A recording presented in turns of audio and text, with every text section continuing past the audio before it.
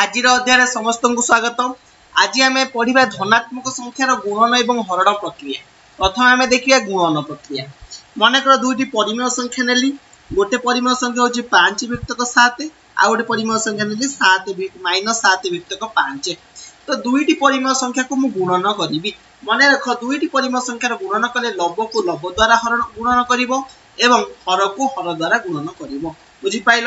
ताहा अर्थ 5 और 7 गुणन हम और 7 और 5 गुणन हम 5 7 35 -35 विभक्तक 35 ऊपर 35 तले 35 केते रहिला 1।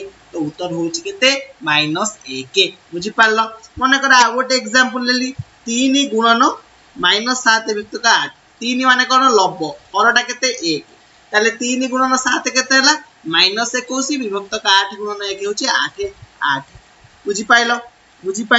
तो यही परि भाबरे विभिन्न प्रकार गुणन करि परिबो। मनकर आ गोटे एग्जांपल नोची -5 विभक्तक 8 गुणन -9 विभक्तक 7 समान 5 नुआ 45 माइनस माइनस अछि दीटा माइनस माइनस ऋणात्मक संख्या गुणन हेले प्लस हो जाए।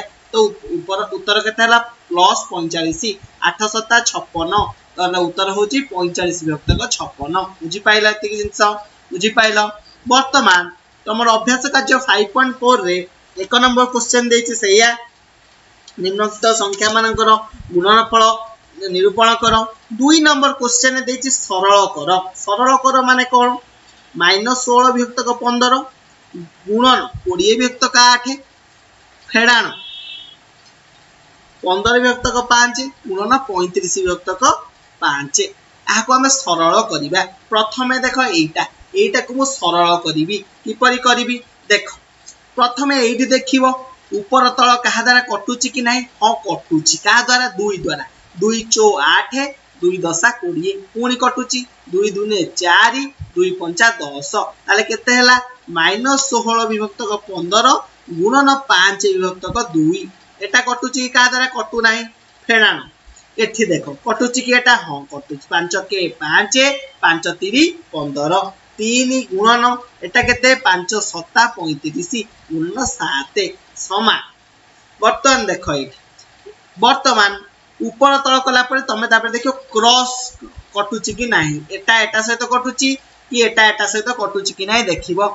5 टा 15 द्वारा कटुची कि हां कटुची 5 के 5 5 3 15 2 के 2 2 असना 16 ताले उत्तर केते हला -8 विभक्तक 3 फेडाण 21 समान 3 लस आगु नेल -8 फेडाण 21 केते 63 ताले उत्तर केते हला -71 विभक्तक 3 बुझि पाइल।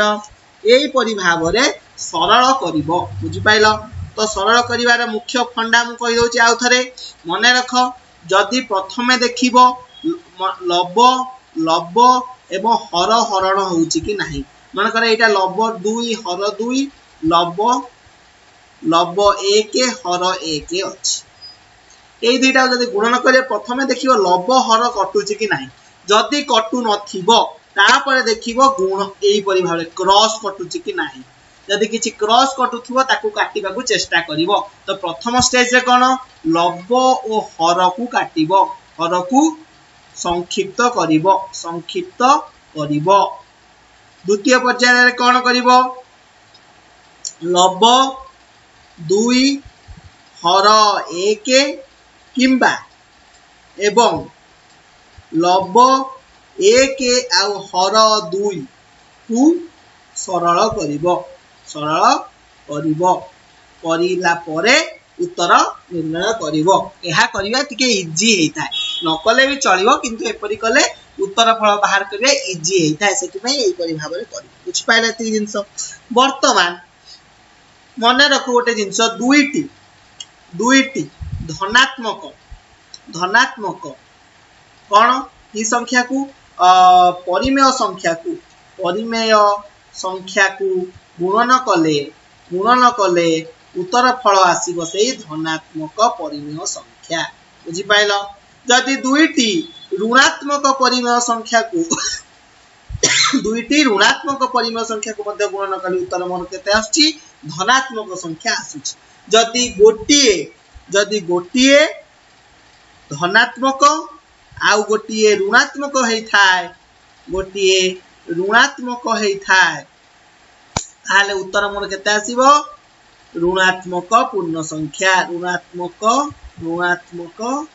परिमेय संख्या बुझी पाइले ती जिंस बुझी पाइलो वर्तमान हरण प्रक्रिया देखिया हरण प्रक्रिया कौन परिमेय संख्या ना भाग क्रिया मने रख दुईटी परिमेय माने 1 युक्त 2 हरण 3 युक्त 4 अछि दुईटी परिमेय संख्या को हरण करिवार अर्थ प्रथम परिमेय संख्या को सही भली रखिबो गुणन जोगा गुणात्मक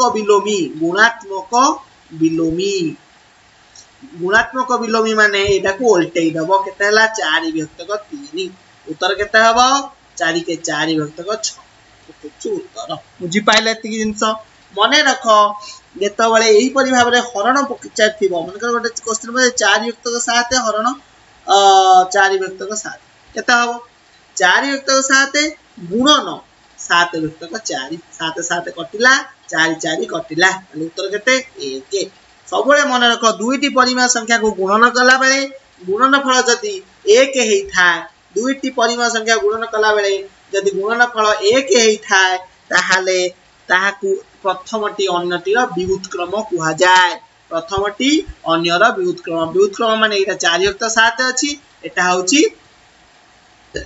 आर गुणन फल केते आर को जदी व्युत्क्रम करा जाय केते हबो 7 विभक्त 4 बुझी पाइलो व्युत्क्रम माने उल्टा माने कते 3 विभक्त 4 अछि तार व्युत्क्रम केते हबो 4 विभक्त 3 ए हरण प्रक्रिया जेमिति करा जाउची 1 विभक्त 2 गुणन 3 विभक्त 4 रा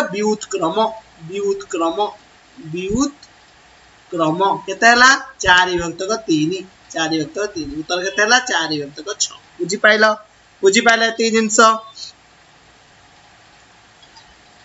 वर्तमान गोटे संक्षिप्त उत्तर मने रख जदि धनात्मक संख्या को गोटे धनात्मक संख्या को आउ गोटे धनात्मक संख्या द्वारा हरण करा जाए उत्तर आसीबो सेही धनात्मक संख्या जदि गोटे धनात्मक संख्या को गोटे ऋणात्मक संख्या द्वारा विभक्त करा जाए ताले उत्तर केते आसीबो ऋणात्मक परिमेय संख्या जदि गोटे ऋणात्मक परिमेय संख्या को धनात्मक परिमेय संख्या द्वारा हरण करा गला उत्तर मध्य आसीबो सेही ऋणात्मक परिमेय संख्या जदि गोटे ऋणात्मक परिमेय संख्या को हरण कला गला आ गोटे ऋणात्मक परिमेय संख्या सहित उत्तर मोर केते आसीबो धनात्मक परिमेय संख्या बुझी पाइलो एतिके जिंस अभ्यास कार्य 5.2 रे पचाची निम्न संख्या मानकर गुणात्मक विलोमी केते गुणात्मक विलोमी माने ताको उल्टे दब खाली जहा उत्तर हबो से आउची गुणात्मक विलोमी बुझी पाइलो वर्तमान कोन पचाची क्वेश्चन भागफल निर्णय कर 2 नंबर क्वेश्चन करि परिबो तो एही परि भाबरे तमे अभ्यास कार्य 5.4 एवं 5.5 करिवो नो आसले नेक्स्ट क्लास रे पचारिबो आज पई एतिकी धन्यवाद।